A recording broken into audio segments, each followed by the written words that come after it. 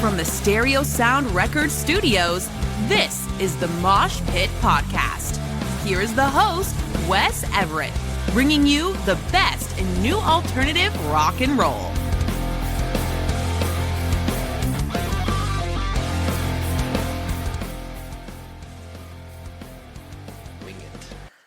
Welcome to the Mosh Pit. I'm your host, Wes Everett.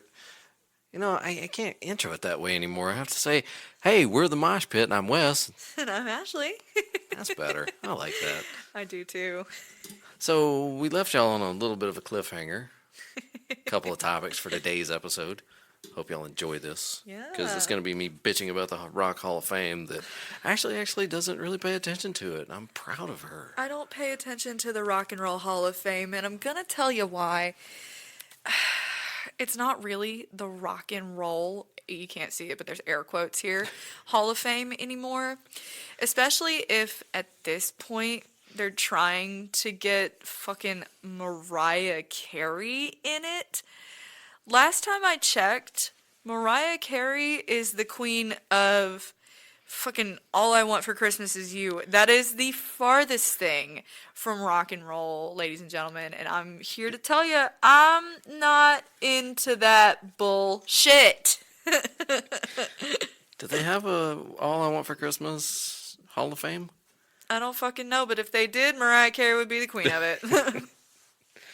So during break and while I was pulling the last episode y'all heard and making it nice and clean, I was going through and giving her, highlights like Eminem in the Rock Hall of Fame and Willie Nelson in the Rock Hall of Fame and Dolly Parton in the Rock and Roll Hall of Fame. Now, I See where I'm going did with this. say that I would give Miss Dolly a pass because I swear if anything happens to that sainted old woman, I'm going to cry.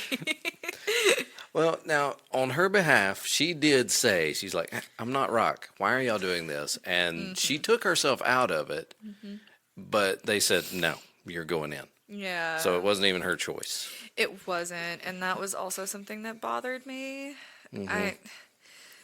And Dolly Parton is one of the realest people you'll ever meet. She's honest. She's blunt, but not in a I'm gonna hurt your feelings way until you make her hurt your feelings. Yes. And they made her hurt their feelings. And we were also talking about, like, Eminem. Last time I checked, Eminem is the, one of the OG goats of, like, hip-hop and rap. Right? I mean, he's got a movie made about him and all that. And, I mean, how fucking old is Eminem now? He's in his 50s, right? Yeah, and still kicking ass. Hell yeah, he is. He's still making music, and he's didn't he tour a couple of years ago? I feel like it. Yeah, and Was then... that around the same time that he did the big halftime show at the Super Bowl? Yeah, I think so. That was with Dr. Dre and Snoop Dogg. 50 Cent. And 50 Cent. They're like everybody was there. And that was a hell of a show. I'm not even a big rap fan. Right. Hip hop, whatever you want to say. I'm a Beastie Boys, Run DMC, Vanilla Ice. Those are my creds. Yeah. And Sir Mix-a-Lot. What up, dude? Those are my creds. So me to say, that was a hell of a show. I've actually watched it a couple of times since then because I'm like, this was really good. It was. And, I mean, I grew up very... I like to call it polyamorous. I grew up listening to all kinds of music. Thanks, Dad. But I grew up listening to Eminem and Snoop Dogg and Dr. Dre. And, I mean, speak of Mary J. Blige. And, I mean, I got my hands on a lot of stuff. And I think that's probably why I'm a big believer in no matter what kind of music it is, you should at least give it a listen one time before you make your decision or not. I typically give stuff a listen twice, so that way, I can go back over it, just be like, I like it, or no, I'm going to turn it off. Yeah. And see, I didn't learn that until late in life. And actually, it was a Nickelback CD that one of theirs, I want to say it was like No Fixed Address or the one after that. But Here and Now had come out, and that was I will go on record as saying that was one of the best albums front to back.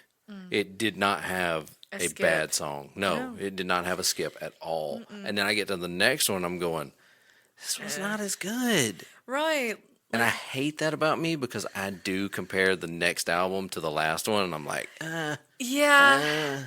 I am kind of guilty of that. And circling back to something we said and that I said in the last episode, I think that's probably why I don't really care for the current Greta Van Fleet album, because I loved Battle at the Garden's Gate so much. There wasn't a skip on that record that I had. I mean, I liked all of them. I mean, From the Fires, you know, there was like a few songs that I like, and then Anthem of the Peaceful Army, I could get like behind like 75% of the album. Yeah. Battle at Garden's Gate didn't have a skip. They come out with the current album that they've got going on right now, and I'm just like, and you lost me, boys. Fuck. yeah, yeah, and it's just that's just I don't know. That's something. Back to the Rock Hall. One thing really cool about that was seeing Dolly and Rob Halford of Judas Priest on stage together. Yes. Count me the fuck in. I am here for that all fucking day long. Yes. Now, Eminem going in before Bad Company, that's blasphemy. That is absolute fucking blasphemy. Like, I don't understand. And honestly, I feel like now the Rock and Roll Hall of Fame is more of like these people are currently relevant, so we need to do this thing to make ourselves stay relevant. Oh, yeah. Same thing with Kate Bush running up that hill. The only reason she went in. Sinead O'Connor. The only reason she's going to go in. Exactly. I hate to say it that way, but... I mean, and it's... You need to give credit where credit is due, and I understand that. But at the same time, like, keeping in mind, it's the Rock and Roll Hall of Fame, people. Keep it in the fucking genre. Here's the thing. You change that name to the Music Hall of Fame, the Music Performers Hall of Fame, the Music Writers Hall of Fame, anything to do with Music Hall of Fame, Cool. I'll shut the I'm fuck here up. for it. I'll be quiet. Yeah. I'll Talk have about some- no yeah. more complaints. proud of them. Happy for them. Yeah, I'll have no more complaints when they change the title to match what it actually is. And I mean, I feel like social media plays a part with it as well. Who's currently trending, you know, Yeah. what is catchy, what's going to keep us relevant, what's going to get us clicks, and like how long can we keep people on our page for, because engagement equals money. Exactly. Yeah, and I understand, you know, the Rock and Roll Hall of Fame, it's a museum. It costs money to keep up a big museum like that.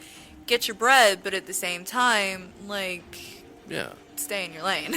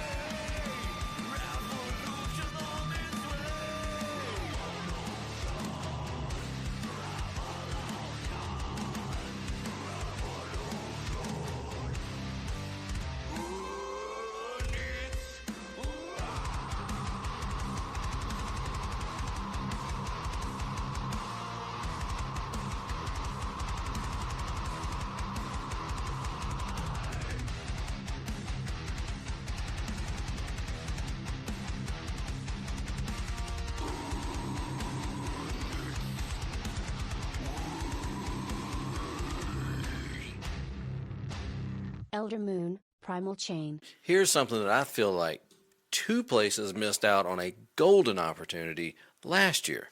Cyndi Lauper. Yeah. And she did not go in. I Here's don't the thing. understand. Here's the thing. Last year, they also thought about inducting her into the WWE Hall of Fame. Again, wrestling fan here. So you've got the Rock Hall and the WWE Hall of Fame. You guys love to collaborate with fucking everybody. Come on. Where's the bigger win? You've got one of the biggest music stars from early WrestleMania history. Right. You've got one of the biggest musical influences in rock and roll history. Combine them. They go into the same place at the same time, and you've got your main event for WrestleMania 41. Exactly. And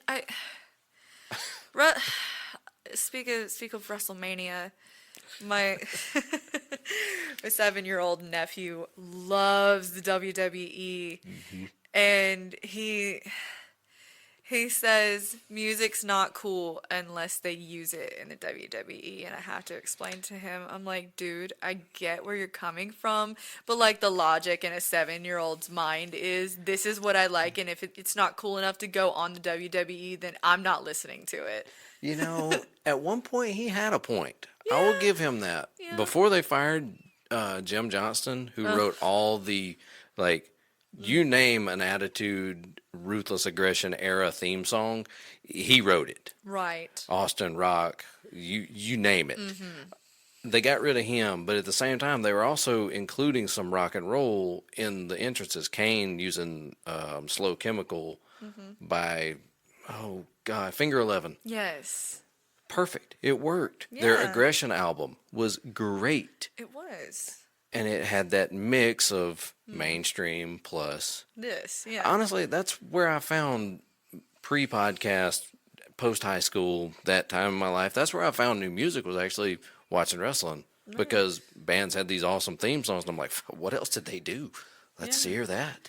And I feel like for a lot of people, especially millennials, that was how like we initially found some of that stuff. It's either that or you were like me and dug through your granddad's milk crate of records, and because I thought that the album artwork looked cool. Oh, yeah. That's why I decided to give it a spin. Oh, absolutely. I Yeah. can't tell you how disappointed I was by album artwork versus what was on the actual CD. Yeah, and so Criminal Records is a little record store in Little Five Points in Atlanta. And I'll never forget the first time going into that record store with my dad, and just digging through for an hour or more, just being like, look how awesome this artwork is. And then my dad being like, I hate to disappoint you, kiddo. That's the best part of the whole CD. Yeah, that's the best part of the whole album. And I'm, what the Dad, don't shit on it. I'm shitting on it, kid, because it's not worth it and I'm not paying for it. Okay. You remember when people used to take the CDs and make like the drapery little Yeah. That's all those were worth. That's Exactly. it. I remember having, it wasn't made of CDs. It was pink and it was purple, and like we were talking about my one of my friend's kids has it on her bedroom now. So the thing that used to hang as your door. Yeah, in like the mid 2000s when everybody had one of those. The little beads. The door beads. That's what they're called, door beads. Oh my God. I had pink and purple ones.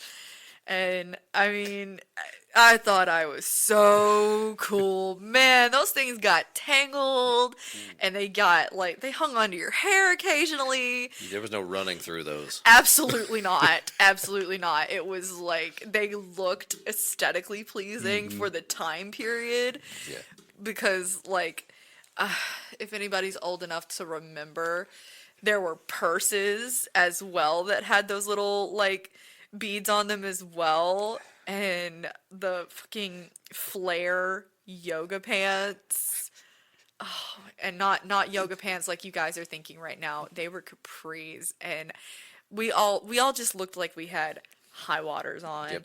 And I used to dress very much opposite than I am now because I was not allowed to wear all black and, express the true version of myself. And I keep making the joke of I've always loved Morticia Addams, the Addams Family, but the original Addams Family from the 1960s Yeah. has always been one of my favorites. And one of my favorite lines that Morticia says to Wednesday in one of the episodes, she says, "Black is such a happy color, dear." And I'm always making that remark nowadays when people are like, "You can't spend the rest of your life wearing all black, listening to angry music." The fuck I can't. Hide and watch me. Yes. I think that was about the same time that everybody was bedazzling everything. Oh, God, yes. I remember. Every pair of jeans in the men's section had that fucking cross bedazzled on the butt. But yes, I remember that. And this was the time where apple bottom jeans were actually a thing. Yeah. Yes. So in the song, when apple bottom jeans are referenced, they were actually a thing at that time. And I remember everybody going absolutely berserk for them. And I also am not proud to admit that I do remember having the very harsh line of demarcation from where my foundation just stopped at my chin. And it was definitely the wrong shade. It was... It's like, did you just put your face in the tanning bed? What happened here? It honestly looked more like, I want to say like Donald Trump orange, but that's problematic because that moron is not a human being. That man's 3 possums in a coat, okay? He really is. We'd all be better off. All of the things you said, I bet that they just mean nothing now. Thought you were on my side somehow. Well, not right now.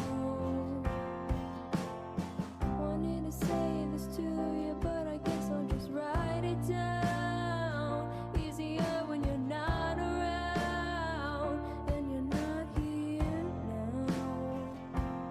Don't pretend you don't ever say my name. Why am I the only one who feels this way? No more patience. I'm not gonna wait here for you. Don't explain it. I know there's nothing you could do. It was pointless. Should've just told you the truth. Didn't think this would end with me losing you too. But I guess I was wrong about it.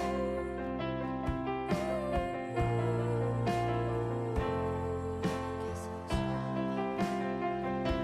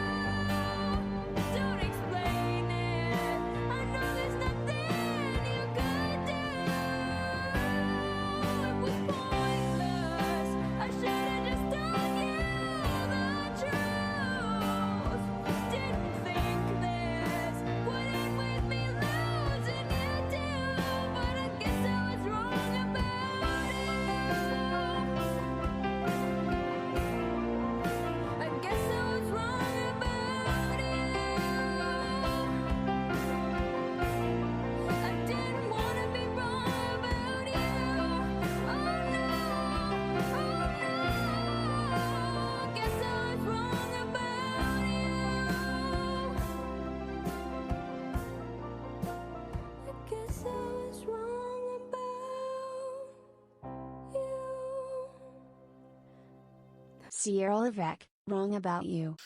Oh God. So here's the funny part. I handed her my CDs because she was sitting here describing this fucking CD case that she had. She's like, "Oh my God, it was so long ago," and I'm going, "It's right over there. Right over there. It's underneath my board games." I literally described his CD case almost to a T of the one that I had. She had the blue stitch. I got the white stitch. Yep. Or maybe it's white. It's white now. Yeah, so It's like 40 years old. if you guys are old enough to remember CD cases, And they say texting and driving was bad. Do you Digging remember flipping through- through this thing? oh, I do. Okay. And it's so big you can't drive with your knee. Yeah, no, that was not a thing. So, I was telling him all my friends hated getting in my car because I had one of those, but I also had the CD holders for your visors, and I had one on each side. And we didn't go anywhere until the mood was set where I got a CD in the CD player. We got like the volume turned up and like to the right song and all of that. And here's the thing, this was in the time before like you could plug your phone into your car and your Apple Music would immediately sync. This was long before Bluetooth. I had a 1995 Honda Civic, and my dad installed a CD player in it because it had one, but I mean that thing, it had the lick. It was 2009 and that thing was 1994, so So did you ever have that issue where you put the CD in and it just sits there and it spins? and then it spits back out. Yes. And you're like, Fuck. can't leave yet. Dad! When I come home, you've got to fix my CD player. Oh, yeah. When I was buying vehicles, like a new vehicle, when I'd move into a new vehicle, I would take like my most scratched up CD. And that's how I would test.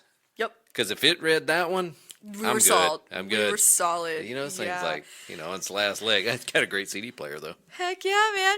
And I was flipping through the CD case as well, and he's got, I said, it's giving very much MySpace and like LimeWire. You remember that? Yeah, yep. I killed a 'Cause few computers with LimeWire. He's got, he's got CDs that are just like the CDs that you use to like burn music on, and they don't even have anything written on them. You just know what they are by what section they're in the CD case. I remember having, so like the sun visors, right, were my most loved CDs. Yes. Right? And then in the CD case was just like the rest of the collection. Yeah. Yeah. And I never managed to fill it all the way up, but I think I got about 65% full in my CD case. So, yeah, that was, God, CDs. We don't even use CDs anymore. Yeah, everything's gone digital. I mean, it used to be, speak of like Rock and Roll Hall of Fame, I feel like it used to be on merit, like you got in on merit. Oh, yeah. Like, how many records have you sold? How many, like, and nowadays it's, obviously how many records have you sold, but how many streams are you getting on Spotify every week or every month per song? And then album total playtime. Yep. How many streams are you getting on Apple Music? Like how much playtime are you getting on Octane for like rock and roll Yeah. or like metal or alternative or any of that? And I mean nowadays it's all political. Yeah, it is. Yeah, 100%. Yeah. So And the funny part is, compounded on all of that, I didn't realize she's a Garth fan, which is awesome. But let me give you this is a little musical industry knowledge. You might know it, but Garth is one of the top selling artists. Yes, he Basically, he's right behind Michael Jackson. He's beat the Beatles, Stones, all those guys. yeah. You know how he did it? How'd you do it? So you mentioned you had the double live. Yeah. Do you know how many different versions of that double live there were with different covers? No. There was a lot because two of my friends actually bought them too, and we all had different covers. And it's like, what? What? Yeah. Okay. So here's the thing. Every double album sold counts as a single. It counts twice. Why? Oh, And if you think about That's genius. and if you think about how many box sets he has, Oh, and now he's releasing a triple live. wow. Okay. So those numbers, they're inflated, they're fake, but that's how they count them. That they count them each as Yes. individual cells. Yeah. Which is, hey, business-wise, that's fucking Get your genius. money, Garth. Absolutely. Garth, but I remember growing up and listening to a lot of country artists. I mean, we're here in Georgia. Mm-hmm. A lot of country artists have come out of Georgia down, and a lot of places down here in the South. You know, Alan Jackson. I do believe, I think it's Alan Jackson's mother. I want to say, don't quote me. I'd have to ask my dad, but I think his mom lived in Cave Springs until she died. That sounds right, because I know he was from, what, Noonan? Yes, he's Yeah. from Noonan. Cave Spring, yeah, and like you go through Cave Springs if you want to head like down to Noonan to go like the other way, so you don't have to go down through Atlanta. And it's pretty much a straight shot. Yeah. And like Noonan's out there like near the West Georgia area. So yeah, that tracks. I And think you- it was Alan Jackson's mom. Yeah. And you know Sam Hunt's from Cedartown. Yeah, he sure is. So, One of my grandma's friends is actually Sam Hunt's grandmother. that's cool. Yeah. So we going to get him on the podcast? Let's hit him up. Sam, if you're listening, come on the podcast. Now, again, this is the Mosh Pit. We do with punk rock and metal. I mean, Can't have country. I'm down for a country artist or two. I wouldn't say no. Well, see, I did rebrand at one point where we're the new alternative, so that just kind of covers everything. I mean, yeah, music is music, whether you like it or not. There you go. I knew I liked her. Knew it. I mean, Caustic, toxic, I'm slipping under the lights.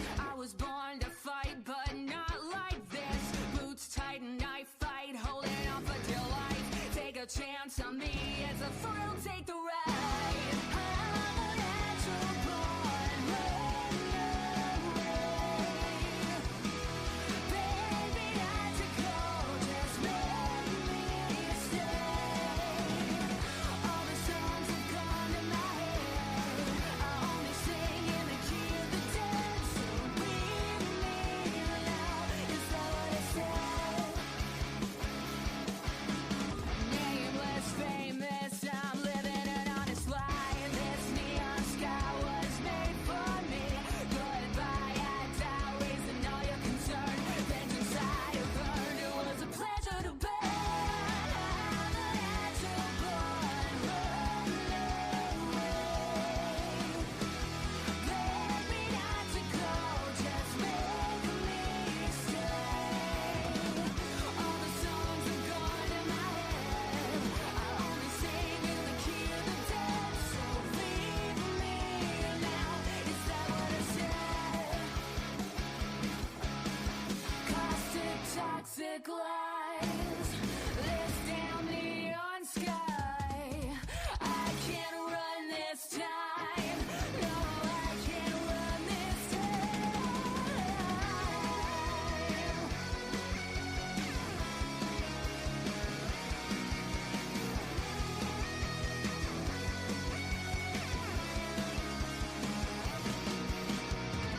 All the songs have gone to my head. I only sing in the key of the dead. So leave me now. Forget what I said.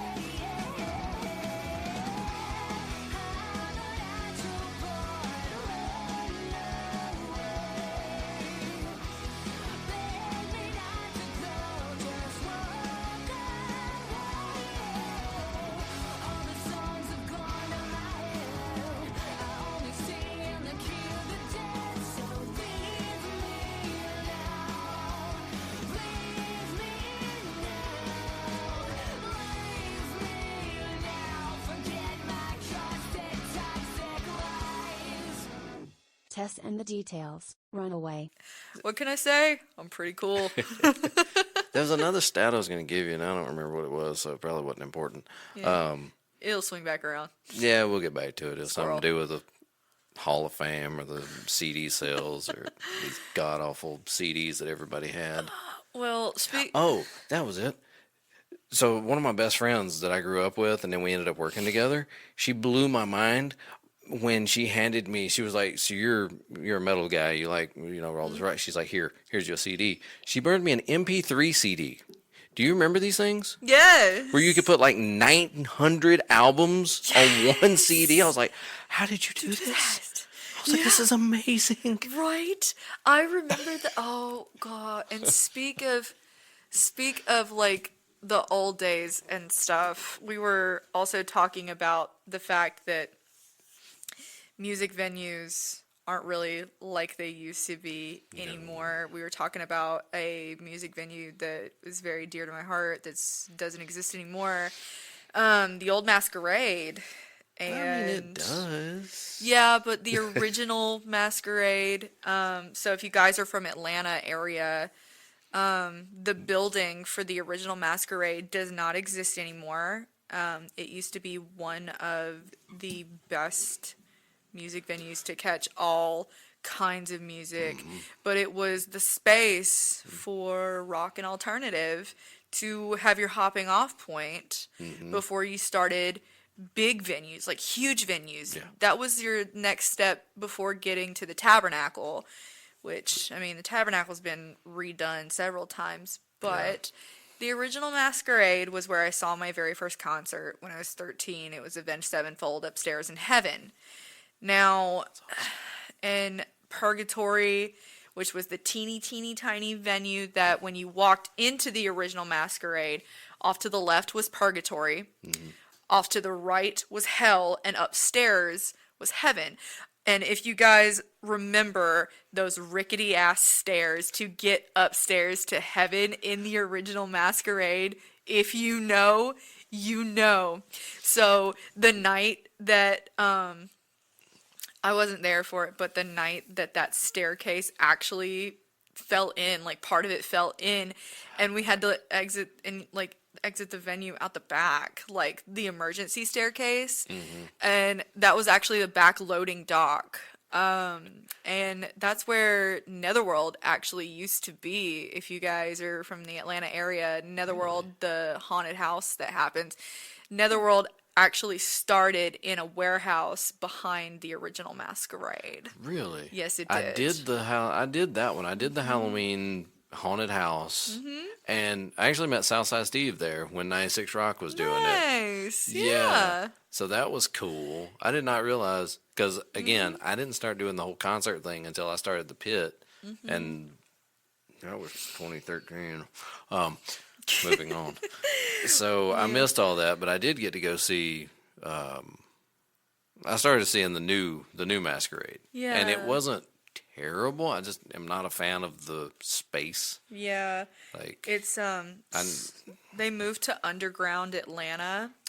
Now, I have never really cared for Underground Atlanta just generally because like getting down to anything, cuz it's actually down in the ground. There's a reason it's called Underground Atlanta. It's like this big underground, almost like marketplace. There's now there's the Masquerade. Speak of the devil, the acoustics in the new Masquerade are garbage. I don't like it. really. Yes. See, I've seen a handful of bands, and I thought they was well. It's bothered me that a lot of the times the Hell section, they don't have the balcony open, Yeah. and I feel like that would be the best place to see. Yeah, that's why I like the Tabernacle. I mean, I'm old. I put in Dr. Scholl's in my Vans now. I'm taking Advil before we hit the show because I know something's gonna hurt eventually, and I've got earplugs because my God, I am not gonna listen to a little girl scream next to me for 2.5 hours. Like, I understand. Like, I want you to be happy, but just know my earplugs are in because I don't want to hear that. I want you to enjoy yourself, but I don't want to hear that. Can you go over there? Can you go over there and enjoy your? Nowadays, I like to stand kind of in the area more where the soundboard is because if you know, you know, that's the best sounding spot in the house. Yes. Yes. And I've made friends with so many of the lighting and sound guys. Hell yeah. Those are the guys you want to be friends with. Yes, they are. They are your friends. thank your lighting and sound guy, because they are the reason that you can hear and see the band on stage. Without your lighting and sound guys, it would be nothing but drums. Yes. And God, I can't tell you, we're getting into that other spot that we talked about, the band or the concert etiquette. Oh yeah. Don't piss off your sound guy. Don't piss off. If you're the band, don't piss off your sound guy. Also, he is the guy that will make or break your show. He fucking will. Also, Intentionally. do not be that person that walks up to the sound guy and says, "Hey, insert whatever asshole-ish thing you're gonna say," and then whenever they play with the one channel that literally there's nothing on, and they literally did nothing, and then you put a thumbs up and say, "Great, sounds better." Please don't fucking be that guy. Yeah. Your sound guy wants to punch you in the face. I need more of me in my monitor. I Man. need more of me. And you know how many times I've seen him walk over to it and go, "That sounds great." I didn't do shit. Tapped on, didn't even move the slider, tapped on the slider that doesn't even go to anything. Yeah, my buddy Caleb, there's a reason that the sound guy will always leave an open channel. So that way when inevitably somebody does that, because it happens every single time, you have a free channel to play with. Yeah. And just be like, I'm not doing jack shit, but you think I am. Yeah. I mean, and I'm standing over here with my buddy just like laughing my ass off. So there is one time though that I will admit sitting near the sound guy was not the best experience I've ever had. Caleb and I saw the Black Crows, and it did not sound that fantastic. We sat right behind the sound guy as well. We left before the end of the show.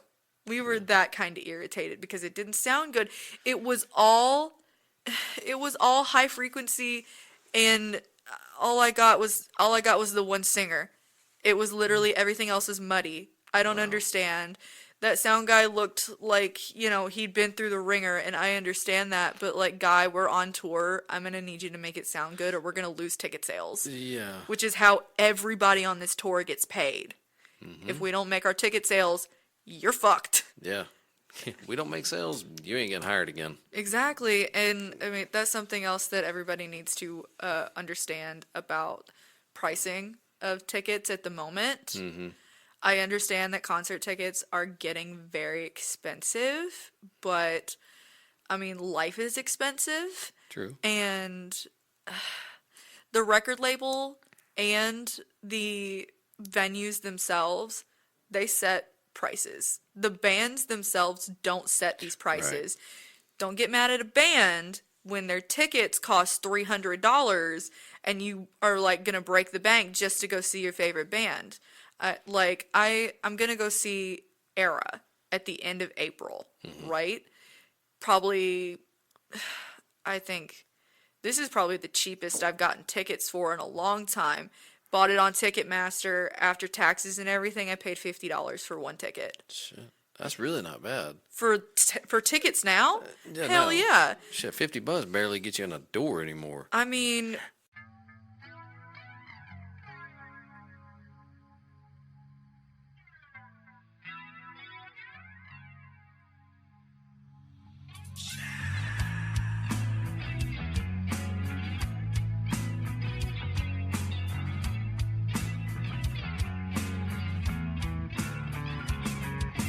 Lost in a sea of feelings.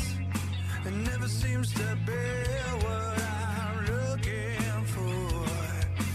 Always thinking, shaking thoughts. What you doing tomorrow?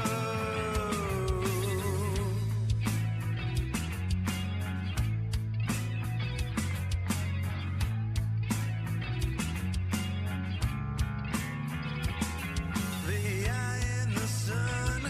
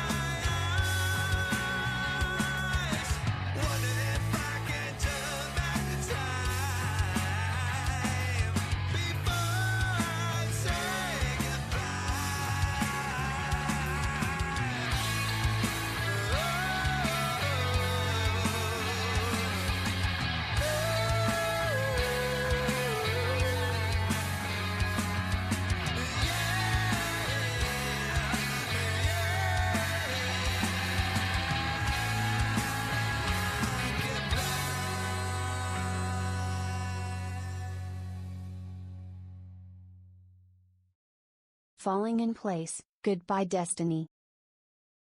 Ghost on Mars, Carbon Skin.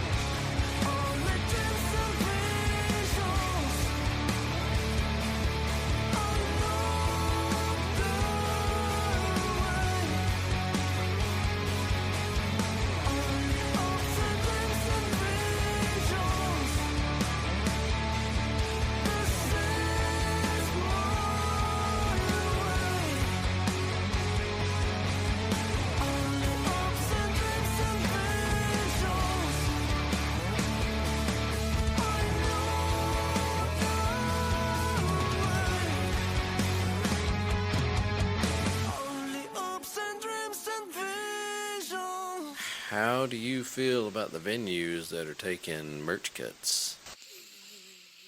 Fuck you if you do that. Something that that most normies don't know, but I do. Because, I mean, I've been in the industry for a long time. When you're on tour, it's not just ticket sales that make your money for the band, for touring. A lot of the money, especially like emerging bands, like there's a band that I like called Not My Weekend, right? You have to understand the merch sales That's their that bread and these butter. bands get is how they put gas in the van to get to the next venue to play for you. Yep. A lot of these bands that aren't signed to record labels and stuff, they don't get paid the big bucks like the headliners do, right? Like, I mean, Not My Weekend went on tour with, I think, the Story So Far, I want to say. Sounds right. And I mean, you have to know that the van that they were in is the lead singer's actual van. Like that's what he drives every single day, and he has to pay money to put gas into that van. Those boys have to eat, like, and they're not signed to a record label. When you're not signed to a record label and you're like grinding it out, like, and you're trying to make it, if you want to be king, like, Yeah. you have to put in the work, and it's not easy. And there's a reason that stuff is priced out the way it is. It's so they can put gas in the van to get to the next venue, and so they can eat something cheap at McDonald's. Yeah. I mean, look, let's just do the math here. It's simple math. $20 for a shirt is absolutely fair. Yes. It's probably fucking cheap. It really is. I know because I've bought shirts. Yeah. I've bought Mosh Pit shirts, and it's not cheap. And you're gonna take a loss no matter what you sell it at, unless you sell it for $50. But people aren't gonna pay $50 for an indie band T-shirt that nobody knows. No. I'm sorry. And really, honestly, if you're a venue and you're taking merch cuts, you are taking the opportunity away from a perfectly good band to make it, right? I think you need to go out of business. If you're taking That's merch me. cuts from bands, fuck you. Disrespectfully, fuck you. Like, you're the worst kind of human being. Yes. And I mean, Why don't you give away some of those beer sales? literally, Yeah. yeah. Why don't you give away your whatever you're selling? Just give it to them. I understand, like, that business is business and you have to make some money, but, like, as the venue, so the venue is raking in ticket sales, they're raking in, alcohol and food sales. Even just their $10 water bottles. Literally, like, at the Tabernacle, right? A Diet Coke is like $9.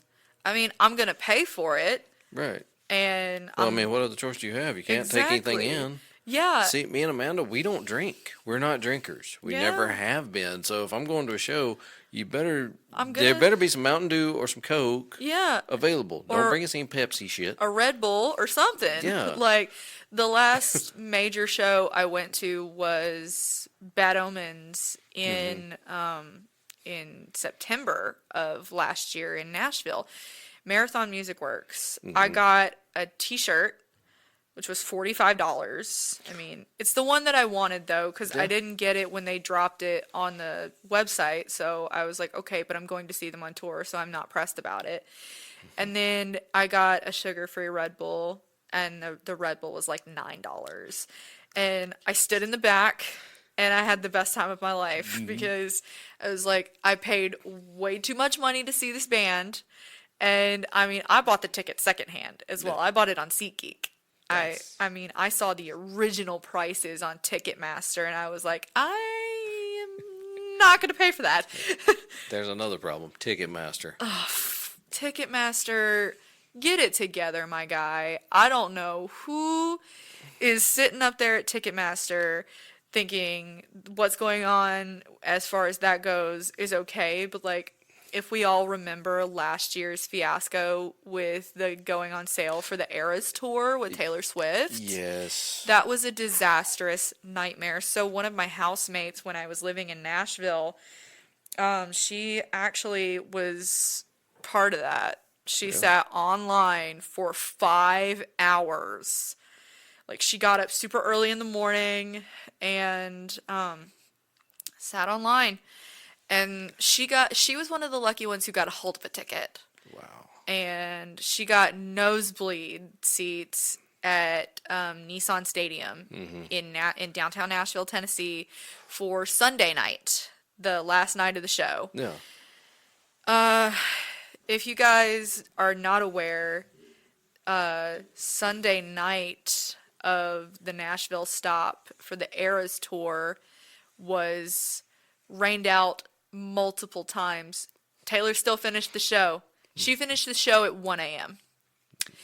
There were people standing on a pedestrian bridge that's in Germantown, which is right across the river, the Cumberland River. And you can hear and see part of the show from that pedestrian bridge, right? And then kind of further back is Topgolf. And that's over there on Cowan Street. Yeah. That's kind of like the setup of like right there in that little area. Well, everything was blocked off all the way back to Cowan Street from Nissan Stadium. All Germantown was blocked off and all that. And when it started thunderstorming, she had to stop. So if you guys don't know, when you do an outside concert, we can keep going in some rain, but if it starts thundering and lightning, we have to cut it. That's a risk to everybody. It's an electrical thing.